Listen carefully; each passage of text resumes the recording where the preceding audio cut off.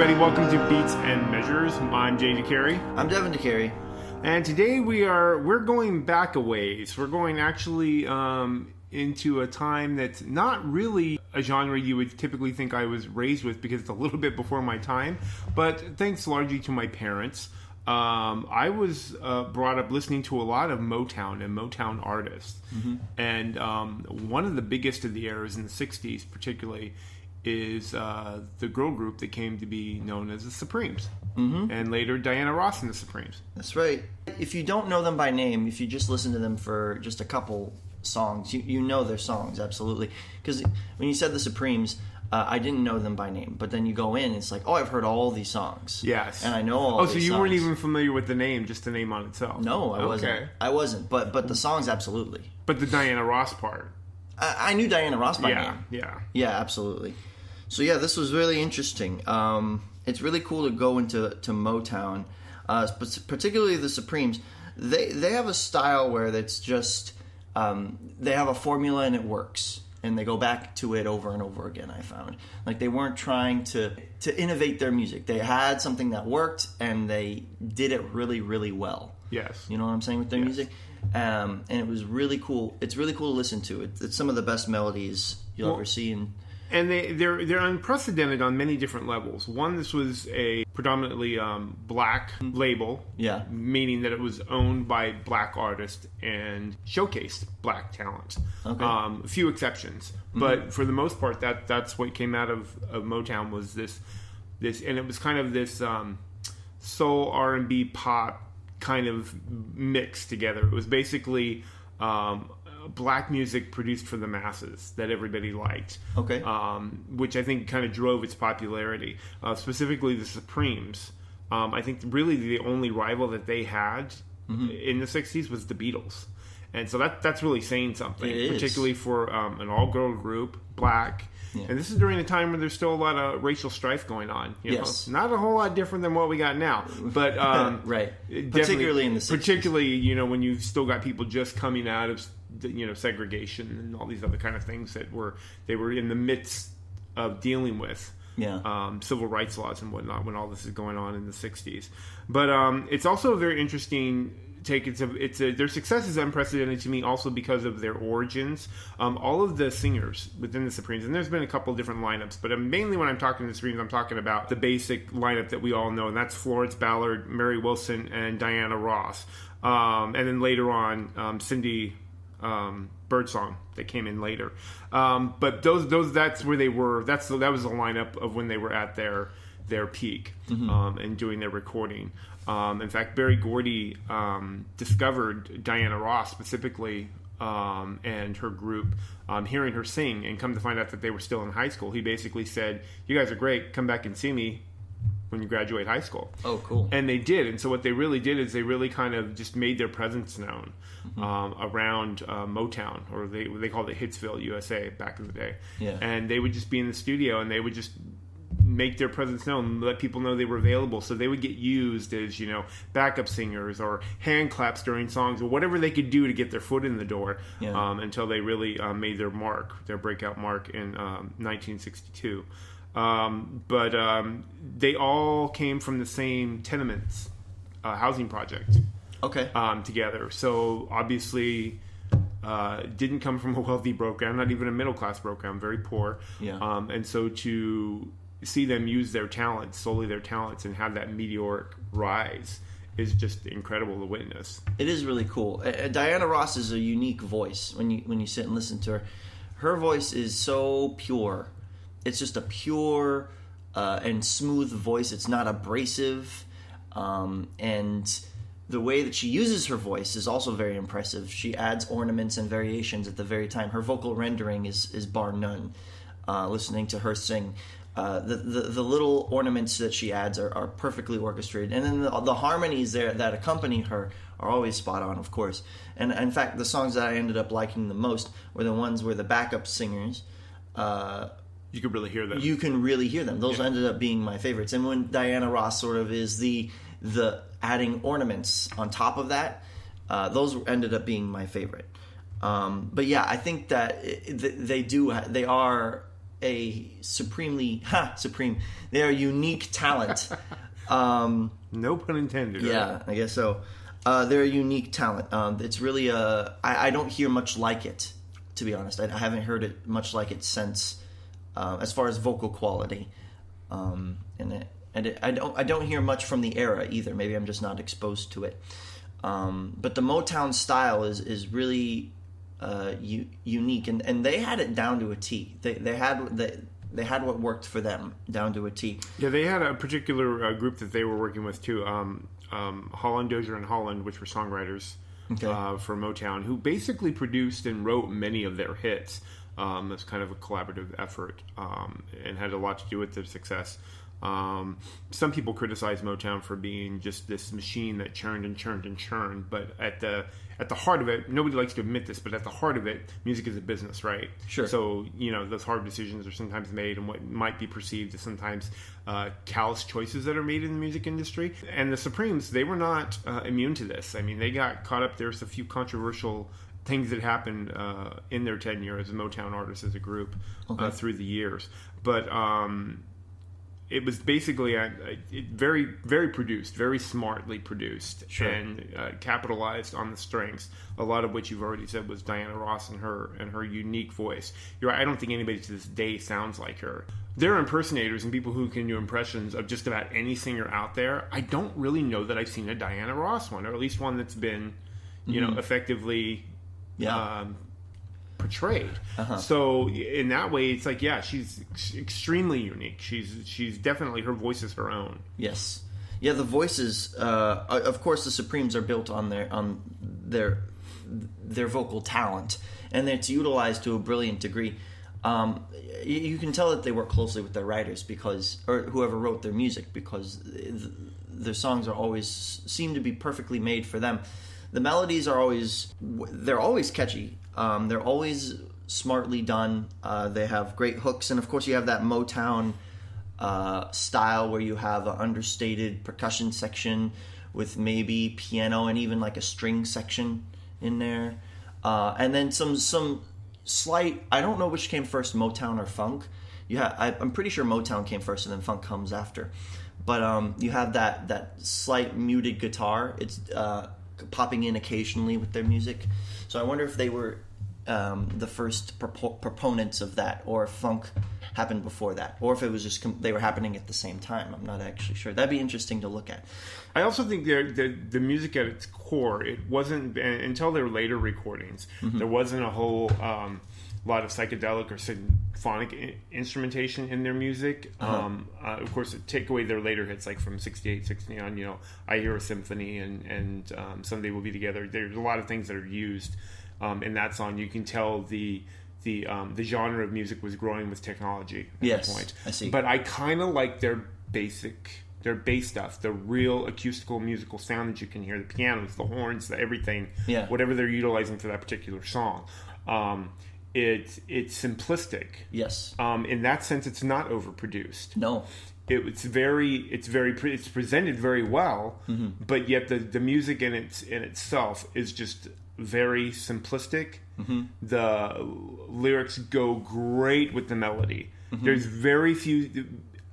A lot of people like to play games with their songs lyrically, particularly today. Yeah. Because I think it's creative, and I think people respond to it in general. But there's something to be said for a lyrical exploration that just follows with the melody. It's almost like the melody is driving what Diana Ross is doing with her voice. That's right. She's keeping with it, and that you don't really see that a whole lot. You see a lot of vocal overlays. It's very popular for artists to record all the music and have the vocal tracks come in and recorded later. Yeah. And in this sense, you can really tell if she's not in the same room, they're all playing and singing with the music at the time everything's playing together. Right. Which I think was pretty common back then. Yeah. So it just really lends to a good natural mix. Yes. There's nothing having to be. She's not off on time, because all she has to do is make sure she's in time with the melody and goes with it. And I think that produces that, that very likable ABC approach, sure, to, I guess, musical composition, you'd have to call it. Right. When you're a business in art as well, when you deal in producing art, whether it's music or movies, you love predictability, right? You want to make a predictable investment. You want something to be predictably good. And so if you have a formula, then of course you're going to take advantage of that. And the formula here is just a class. I can understand how a lot of people gravitate toward that, and I do most often too, is I gravitate toward those simple musical decisions done very well. And that's what maybe they got away with it. Maybe they got away with it because they were the innovators of it. Sure. Yeah. And so everybody that came after them following that same program was kind of copycatters. Okay. Or tried to put their own spin on it. Yeah. But because I can see where that wouldn't play today as well. Yeah. It's very much, they took advantage of the time and this new thing. And hey, look, we got this, girl group that we think you're going to love. Check them out. Yeah. And, you think of girl groups that have come out since then, like Destiny's Child and TLC and stuff like that. And the Supremes, they have it, they do what they do really. They make those simple decisions, right? They have their verse, chorus, Yes, exactly. formula. And it makes it great to sing to as well. Yes, it does. You don't lose your audience. Even if you don't pick up on all the words right away, that chorus just gets sung a couple times, and by the end of the song, you're singing along with it. Right, and that's the key. That's what you want.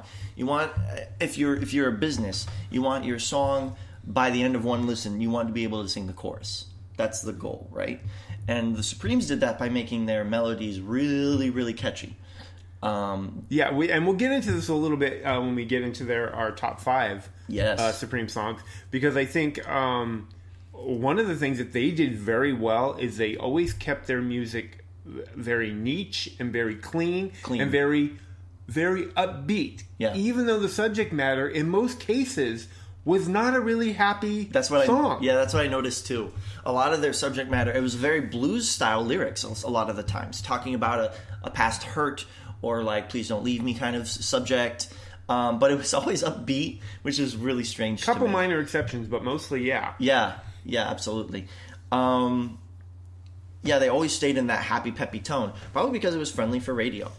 Again, it was all about that business.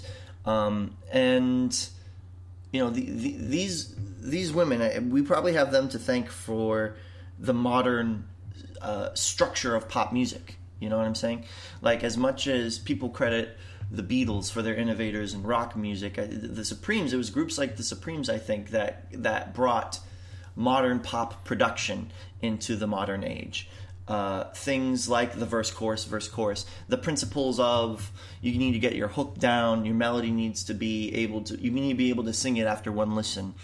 Your vocal arrangements need to be pristine, that kind of thing. They probably brought that into the modern age, because back in the day, those rules weren't really set in place. It was a little bit of the Wild West in that. People just put out what they thought sounded good, which gave us a lot of varied, interesting music. But the Supremes were able to boil it down to what really mattered, at least to a business or to a larger audience perspective. Well, and it's a formula that they followed with a lot of their other groups. It was preceded by the Miracles. Okay. Which later Smokey Robinson and the Miracles, and then they basically had their formula that they used, and they tied into a lot of their bands, the Temptations, Martha Reeves and the Vandellas. This whole idea of these girl and guy groups with a lead singer out front, and backing, supporting harmonies or whatever the case may be. It was a formula that Berry Gordy used in a lot of his other artists.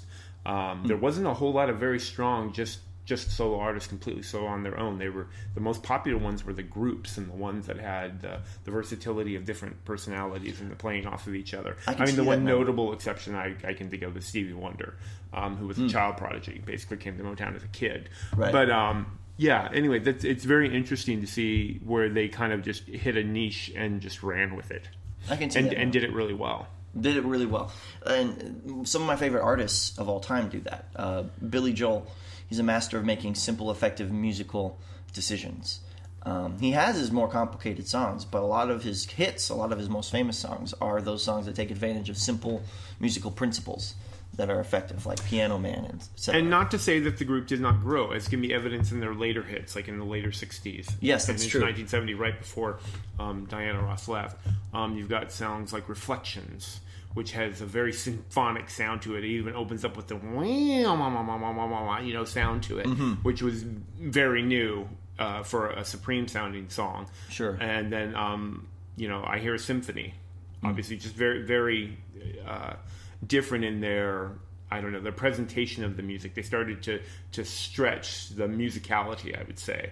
And it worked. And again, I still think a lot of that has to do with Diana Ross. And unfortunately, when it comes to the Supremes, I think Diana Ross gets a bad rap because she was the standout. She was the one that eventually got top billing. Berry Gordy, like halfway through their run in the mid-60s, decided to change to Diana Ross and the Supremes, which a lot of people credit her, Diana Ross's relationship with Berry Gordy as that. But if you look at the history, I think I just mentioned a couple of them. He did that with a lot of his bands. Right. Martha and the Vandellas became Martha Reeves and the Vandellas.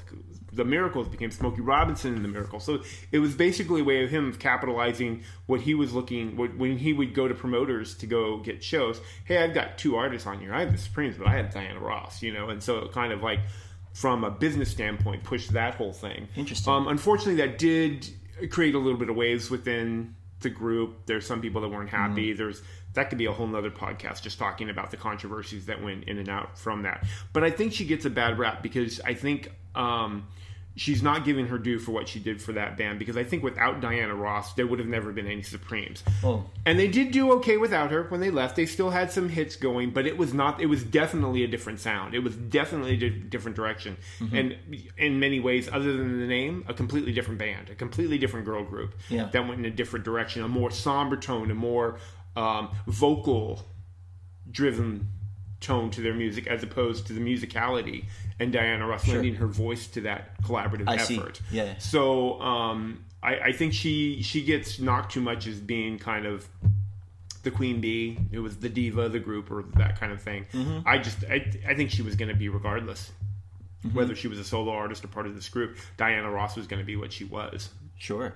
And I mean, to be fair, you listen to the Supremes, and Diana Ross, to me, was the instant standout listening to her. It's her voice. Carrying the group. So to be fair, she was the talent. I mean, the harmonies, of course, are impeccable, and they're beautiful. Yes. And they are integral to the sound of the band, no doubt. But Diana Ross was the identity. That was the thing that I immediately latched on to listening to them. And so for a pop group, that's very important. So I can see sort of why they wanted to emphasize Diana Ross over the others, but not to disparage the other women. And part of that, I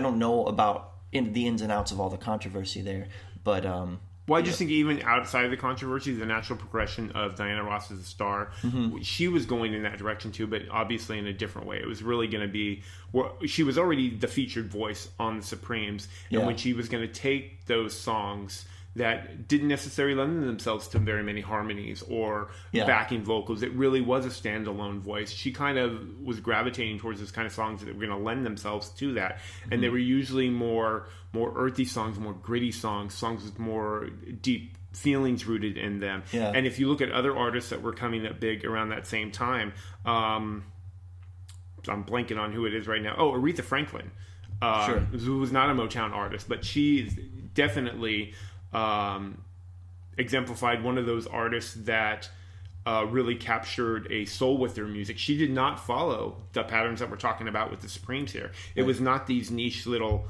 verse, chorus, and it was Aretha Franklin is what drove that song, not the songs themselves. Her voice drove that song. And I think that was the direction Diana Ross was slowly getting into the more that they evolved. But that's beyond the Supremes of what we're talking about. But I just had to touch on that because she does get a little bit of a bad rap, I think, when it comes to the Supremes as being kind of the I don't know, the diva. And you can go into it. There's rumors, there's histories. Dreamgirls, you ever seen Dreamgirls? That's loosely based on the story of the Supremes, very loosely, but it touches on a little of it comes from a different perspective. It comes from a perspective of the other girls in the group. Right. But it is definitely interesting. Particularly, I think at some point Diana Ross just wanted to become a grown-up musically, which eventually led her to leaving the group and her solo career. Right. But Yeah, well, there you go. That's the Supremes, and we can't really go much further unless we go into Diana Ross's solo career. Which that could be a whole different thing. Yeah, exactly. Yeah. We're trying to keep these focused. But overall, I think they're just as a group, the Supremes will always be supreme in that genre. Yeah, it'll always come back to them. That 60s, whatever it was, if you were listening to soul or pop or whatever you were calling it, it crossed over into all those different areas, which I think is just an awesome testament to their likability, to Gordy, to whoever was producing them and promoting them. They really capitalized on all the pluses that they all brought to the game. That's true. Without Motown, we wouldn't get Jackson 5, Michael Jackson. Yes. All Bruno Mars. I mentioned Stevie Wonder. Bruno Mars. It's funny you mentioned Bruno Mars, and this should be another podcast for another day. But I think if he was born, 40 years before, he would be a Motown. Yeah, he would. He bit right in there. He absolutely would. Might have to change some of his lyrics, but yeah. For a more conservative audience. More conservative time. Yeah. But yeah, that's a whole nother podcast. Let's get into our top 5, right? It's about time. Sure. Let's do our top 5. Doing top 5 Supremes. This is fun. I like listening. I've never sat down and listened to the Supremes one after the other. Something that we touched on a lot of my songs they have to deal with that thing that we talked about before, which was the lyrical content being not necessarily happy, but then being laid over these very bubbly and bouncy tracks that are nice to groove to. Yeah. And I found that kind of interesting. One of the biggest exceptions is, of course, the song Love Child, which is my number 5. Okay. And of course, that was a very controversial song even for the time. And I think there was even a story about they had to really fight for that song to be sung in its entirety on the Ed Sullivan Show when it was performed. Okay. Like in 1968 or whenever it was. Because of just the content, the lyrical content of the song of a love child, a child born in a slum and poor and unmarried mother and all those kind of things, which had a much more stigma attached to them back in the 60s than they do today. Interesting. I had to include that song because it was a pivotal song for them, because it was probably their most controversial song. Sure. So this is one of those cases where I had to fit it somewhere, so that's why it made it number 5, because it deserved a mention. Because it came at a good time. Again, this is when all the social injustice was still going on. There was a big disparity between the rich and the poor. There was very little middle class. But at least that's what the song, represents. And unlike most of their other really bouncy songs, this one actually has a bit of a somber tone to it. The beat is still kind of a I don't know, mid-tempo. So it's not completely bouncy, it's not completely somber, but just the tone and the intensity of the lyrics of a girl talking about her upbringing in the slums. In fact, I think this opened the gateway to talk about more social issues. I'm convinced this song reminds me in many ways of another song by Elvis Presley called "In the Ghetto." I don't think "In the Ghetto" would ever been made if this didn't kind of lead the way to talk about those kind of things. Yeah. It was done a little bit more in the folk singer settings. They got away with it a little bit more. It was a little bit more down home, but for a popular pop mainstream song to address these issues was kind of unprecedented. And besides the fact it's just a good song. Yeah, that's fair. That's really interesting. So that was number 5, huh? That was my number 5. My number 5 is my world is empty without you. Yeah. I like the desperate tone of the lyrics. Combined with there's a darker color in the chorus. There is. It's much, So yours kind of follows the same pattern as Love Child. It's not a completely, somber instrumentation. Yeah. But and it's interesting because a lot of the darker songs sort of snuck its way into my top 5. A lot of their darker songs, even though they're more famous for their happy, peppy tone. I think when you listen to the Supremes one after the other, you sort of crave that darkness, and so when you get it from the Supremes, you sort of value it over maybe others in a different way. That's just what I found. It was nice within the context of the Supremes' larger catalog. It offers a unique tone that they don't usually go into, and I appreciated the darker color that it offers. So that was my number 5. And then my number 4 is You Can't Hurry Love. There's a match there. That's my number 4. That's your number 4 too? Yeah, go ahead. All right, cool. You got your fun singable melody, a driving melody and percussion and bass. Or there's a driving melody and there's driving percussion and bass. And Diana adds great ornaments and accents to the performance here. But it's a song where you can't possibly not know the chorus before the song ends. I think it's a really smart hook in the chorus that carries you through. One of the things that it applies to a lot of Supreme songs, not just this one, is their marketability in today's market. How many people have done covers of Supreme songs and so forth and so on. And this is one of those ones that I think could easily be a hit today. It's one of those ones that carries. Phil Collins made it a big hit in the 80s. That's just another testament to the smartness of the music they chose. Yeah. Or was chosen for them, however you want to look at it. But yeah, You Can't Hurry Love is it's one of those fun ones to sing again. It's the peppier one. And I think it's one of their more timeless songs. It doesn't necessarily, obviously the way they performed it and the musical arrangement lends it to its time. Yeah. But that if that was being played today on a bandstand, people would still dance and sing to it. I think so. That brings me to my number 3, which is the start of the my top 3 songs.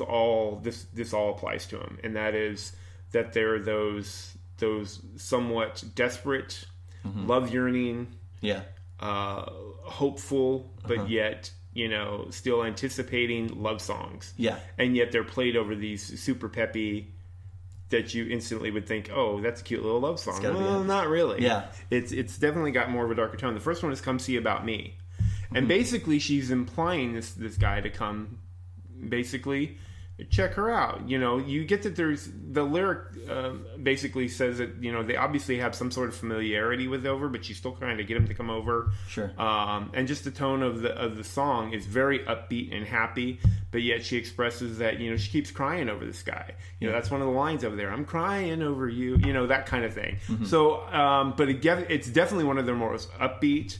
It's always been one of my favorites. It's always one that I as soon as it comes on, the song. But again, it's just one of their bigger hits, and again, really, really upbeat, really happy. Sure. With this, kind of longingness to it too. Yeah, that's interesting. My number 3 is "Stop in the Name of Love." I put it at number 3, which I appreciated the exciting stakes that are added to the song. That's my number 2. Is your number 2? Okay. Yeah. Absolutely deserved. It has the backup singers add urgency to the song, and you could put happy lyrics in there and no one would bat an eye. But I really love how it hits you with it right away, where it starts the song with "stop" like that. It really, and then they keep that energy going through the whole song. The live performances of the song really lend to it as well, because they've got the movements, the choreographed movements, like stop, and they put their hand up, and then they kind of slowly drifted off to the side as they're singing the melody and whatnot. And I thought that was really effective too. Yeah, it adds to the performance. Did you have more to say about "Stop"? No, I did. Pretty much, you touched on it. So that was just my number 2. Again, probably one of their biggest hits ever. Yeah. So definitely a Supreme staple for sure. What about your number 2? My number 2 is "You Keep Me Hanging On." You know what? I went back and forth about this one. It didn't make my top 5, but I kept going back to that and the reason I didn't is because it came down to that song or "You Can't Hurry Love." Okay. Because I felt the same way about both songs. Okay. And I just thought that but they're almost the same thing. People have remade that song as well. That's a really popular one that has been made over. Reba McEntire turned it into a country hit. Kim Wilde, who's a UK artist, an English artist, made it big in the 80s. So that's another song that is relived and I think would be just as popular in today's culture. So I just had to pick one of those ones, and I just went with "You Can't Hurry Love" just because I think it's It just edges out the competition. But I would be explaining the exact same song if I chose that song, which is why I left it off the list. But that is a good choice. Yes. I like You Keep Me. I like them both. I put them both on my list. But You Keep Me Hanging On made it. It feels like a departure from their normal repertoire in a sense. You have the darker. It's a little darker musically in the chorus, and then the backup does a really great job. Normally Diana Ross does the ornaments, and then the backup singers sing the main chorus. But this is reversed, where Diana Ross is singing the main chorus, and the backups add the ornaments. She ad-libs a lot of the verse stuff. Diana Ross does in that song. Yeah, you can hear her just ad-libbing like little ending of sentences and stuff here and there. Yeah. So that made it to number 2. We just got our number 1s left. Okay, so do you want to say yours, or should I do mine? My number 1, this is, again, it's kind of a cheat, but it's 2 songs, and it just became because they're so closely related that I couldn't choose, but you can basically flip either one into the number 1 spot, whatever is your personal favorite. Yeah. And it's kind of because I feel like it's 2 of their biggest hits, but in many ways it's the same song. And that would be Baby Love and Where Did Our Love Go? Which are basically have the same message behind them. Yeah. This yearning for this man, this, baby love, you're my baby love, don't leave me. Yeah. What am I supposed to do? Yeah. And then the Where Did Our Love Go is, baby. They use baby like both 20 or 30 times in both songs. Yeah, makes it easy to sing along to. Exactly. You know that part, right? Yeah. But I basically feel like you could flip those songs into any particular situation and they'd be the same song. It would evoke the same feeling, get the same heart. They're great, catchy tunes. They're obviously hugely popular songs from both of them. I think if I had to pick one, Where Did Our Love Go would probably edge out Baby Love just slightly. Okay. But because it's so closely related, I couldn't. Where I could make the call between You Can't Buy Me Love or not Can't Buy Me Love. That's the Beatles. That's the Beatles. Can't Hurry Love. Yeah. And what was the one that you can't? Keep Me Holding On. Yeah.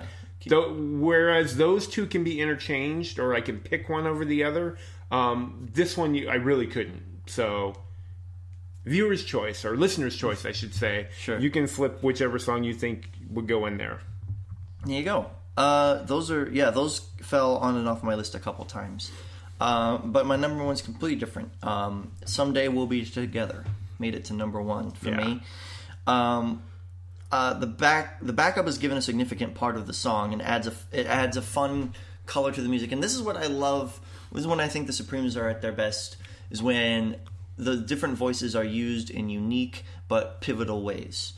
So the backup is given a significant part of the song, which is they sing the titular line, "Someday we'll be together," right? Yes. And then Diana, I think, does my favorite vocal rendering in this song.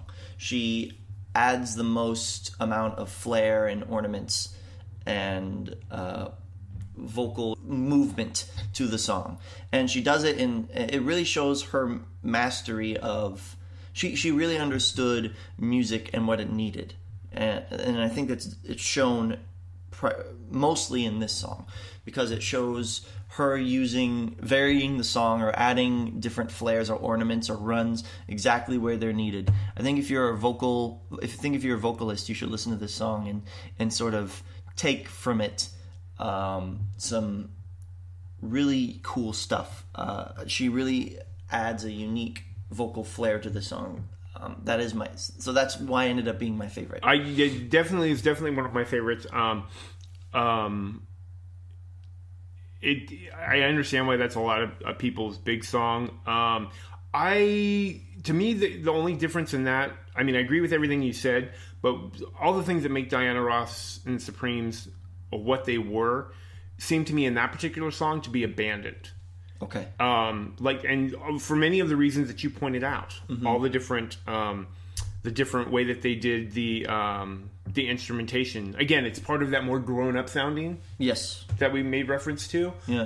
The fact that the backup singers are having the whole thing's going on. And who's ever orchestrating the song, you can actually hear them. If you go back and listen to this track, Someday We'll Be Together, and you can hear a male voice in the background, basically verbalizing. It's almost like he's pushing Diana Ross to fill out emotions with her vocal voice, and you can hear him in the background saying things like "Sing it, baby," and it's very, very understated, but you can actually hear him. You can audibly hear him, and they didn't edit it out. Yeah, and it really lends itself to the song, makes it a great song, but I don't think it makes full use of all that Diana Ross is. Okay, so that was only really one of my reasons that I was like, no, this is the most unsupreme. It may be a good song, but it's the most unsupreme song that I think was a big hit for them. Wow, it's very interesting. So that was just for me, it was completely different. And I don't know if it was the arranger's vocal accompaniment that you can hear.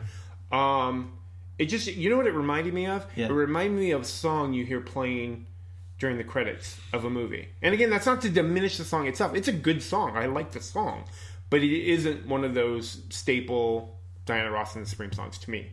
All right, fair enough. Anyway, made it all the way to number one for me. That's probably the first top 5 one that we ever completely. Mostly different. Yeah, I thought you predicted. I think we both predicted that we'd have largely the same top 5. I think last podcast we had a couple hit. A couple, but it was largely different. Yeah, including a big difference at the end. Yeah. So to go over it again, my top 5. Number 5, My World is Empty Without You. Number 4, You Can't Hurry Love. Number 3, Stop in the Name of Love. Number 2, You Keep Me Hanging On. And number 1, Someday We'll Be Together. And mine is pretty close on a couple of those, but our beginning and ends are vastly different. Yeah. I started off with Love Child, and then I went You Can't Hurry Love, Come See About Me, Stop in the Name of Love, and then my number 1 is a flip-flop, depending on which is your favorite, Baby Love or Where Did Our Love Go? That's right. So there we go. That was a good discussion, though. Yeah, the Supremes. But now we got to get into our homework. And you want me to start? Go ahead. All right. I started. You gave me Tina Turner. Yes. I don't know if you remember this. So another very unique voice. Now here's the thing: is like you can't get any two different voices, like two completely different sides of the spectrum. I think Diana Ross is on the pure, just singing, just pure music, ringing a bell, right? Yeah. And Tina Turner is gruff and rough and powerful and in your face. And they're just completely different styles. Totally.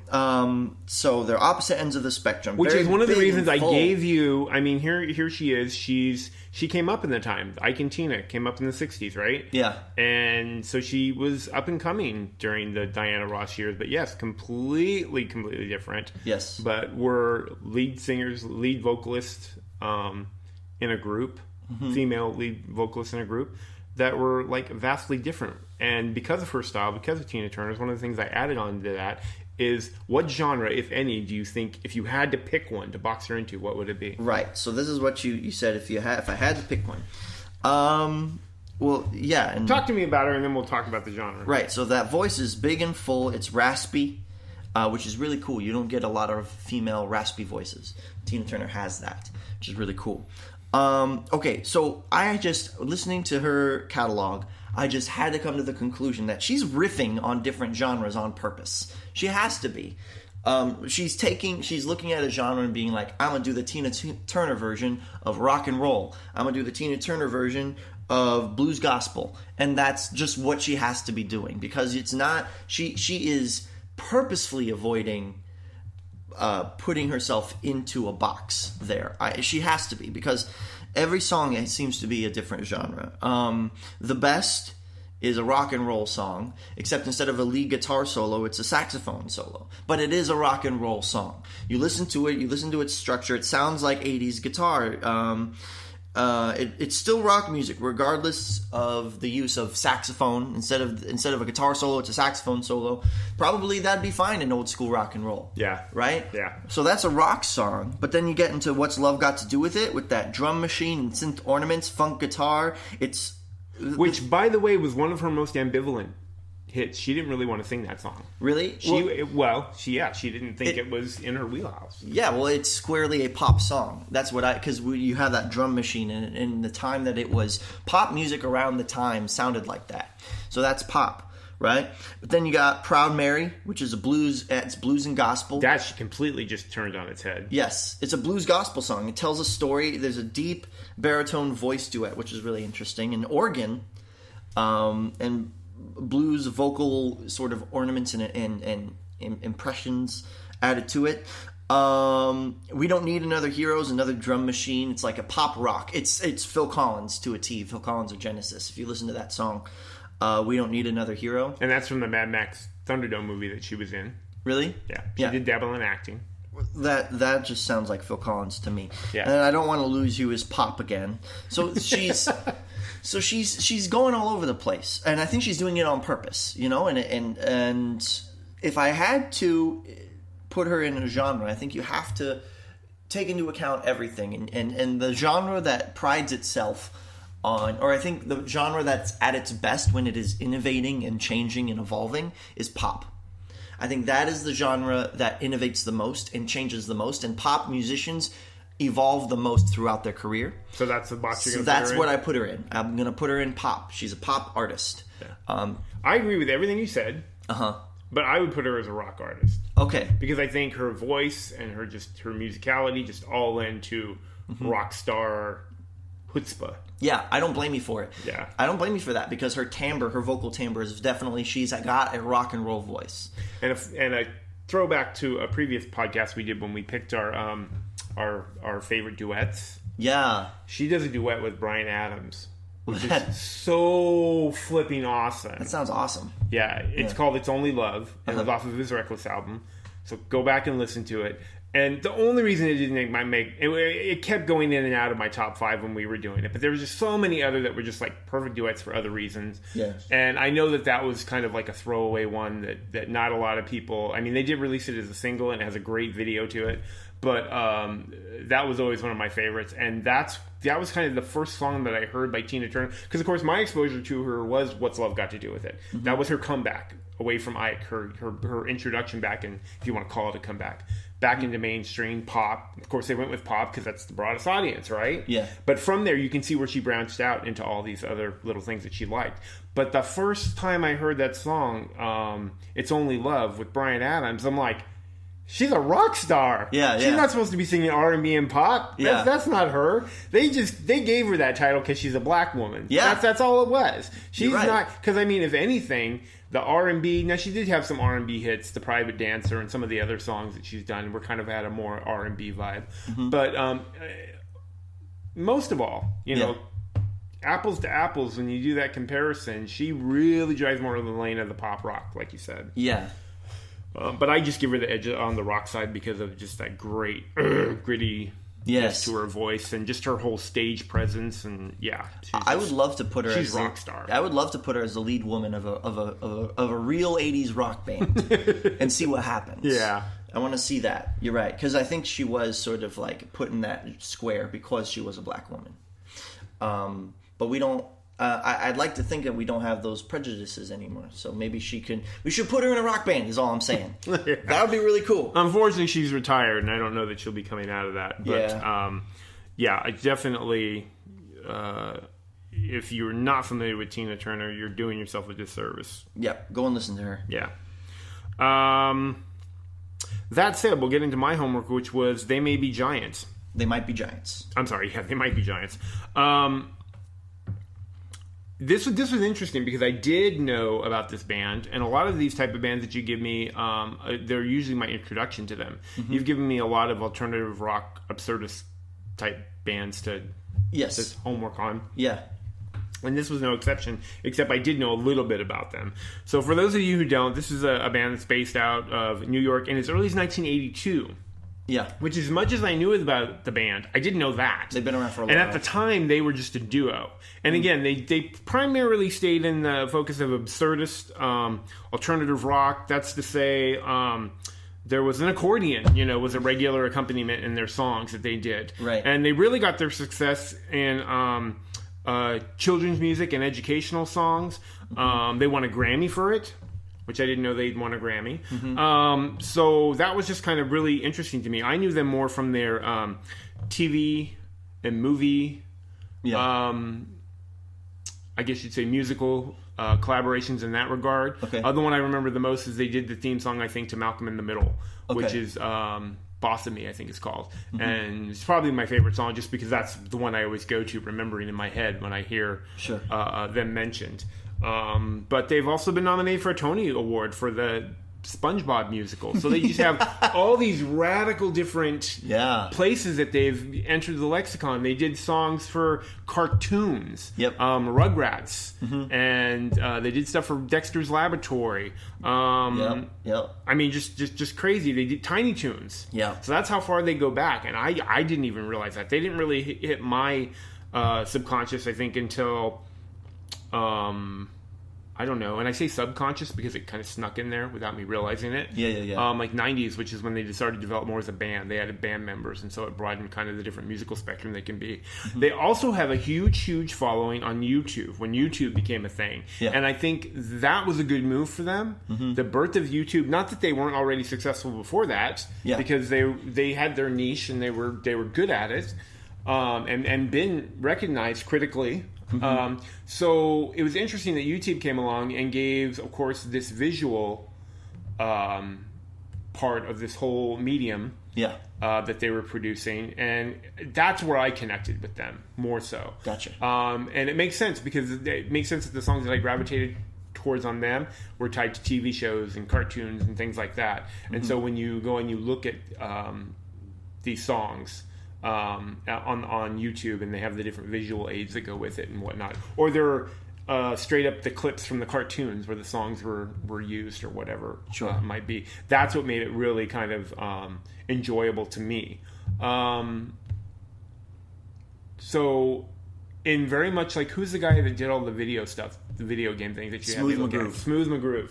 So very much in like Smooth McGroove's, I think that they're a YouTube artist to me at heart. I wouldn't be playing them in the car driving down the street. Fair enough. It's definitely a visual, but I liked it. It was like, it made me, I've never heard of this one. You keep clicking on the next song because it's just very, very obscure. And if you've got any kind of a funny bone, or you like cartoons at all, you'll enjoy them because they play on that. So I just like their whole presence. Also, they have 22 studio albums. Yes. 22. They've been around a long time. So I'm like, oh my gosh, that's crazy. Yeah. So they're pumping out music. They certainly have a following. Yes. And they keep it kind of under the radar. Yes. Not that they're not public. It's not unlikely for them to show up at music stores and do impromptu concerts for people, Right. Kind of like just announced the week before, hey, come back and see us, we're going to be at so-and-so. So I like them. I like their very high energy. And it's funny, when you look at their early stuff compared to their late stuff, there's almost no change in their energy and personality and style. It's completely the same. Yes. Which you expect most people to mellow out or find more of a niche and then stick in that. Yeah. And they didn't. They're still all over the place. People seek them out. Yes. Whether they're doing the TV or movies or just need whatever, Sure. So, yeah. And like I said, other than preferring to listen to them through a visual medium, whether that's YouTube or any other, it was fun. I liked it. And it broadened my horizon of what they were. All right, that was the goal. Yeah, I'm glad you got something out of it. All right, so that was really cool. Glad you got that. We got to assign new homework though. Yes, so music assignments for next podcast. I have one for you. Yep. And it might be surprising coming from me. Actually, it's not. I like all kinds of music. Yeah. But have you heard of a group called Death Cab for Cutie? I have not. Death Cab for Cutie? What kind of band are they? They're an alternative rock, pop. Okay. Yeah, well, no, more alternative. Okay. And that's a generalization. Sure. Because they're one of those bands where you can pick a kind of a group and go, that's a little bit more hardcore than, your standard, alternative rock or pop alternative or whatever you want to call it. Sure. But I like them. I want to see what you think. Great. Death Cab for Cutie. I got them down. Your homework is a band called Greta Van Fleet. Greta Van Fleet. Don't know who they are either. All right. So Greta Van Fleet is a band that they borrow their sound. Their timbre is a lot like Led Zeppelin. So they are meant to sound. They're a band basically that are meant to emulate or sound like Led Zeppelin, and I think they do an impressively good job at it. So I'd like to hear your opinion. Do they succeed? Where do they succeed in emulating Led Zeppelin? Where do they fail at emulating Led Zeppelin? It'd be really interesting to hear your opinion. I'm a hardcore. I love Led Zeppelin. So I have my own opinions about it, but I want to know your opinion on it. Okay. So yeah, because I'm kind of the thought, Led Zeppelin is an island unto its own. Yeah. Okay. Fair enough. So it'll be interesting to see what I think. Yeah. But that's it. That's your homework, and then we'll see you guys next podcast. All right, great. Yeah, thanks for listening, and we'll see you next time. Bye.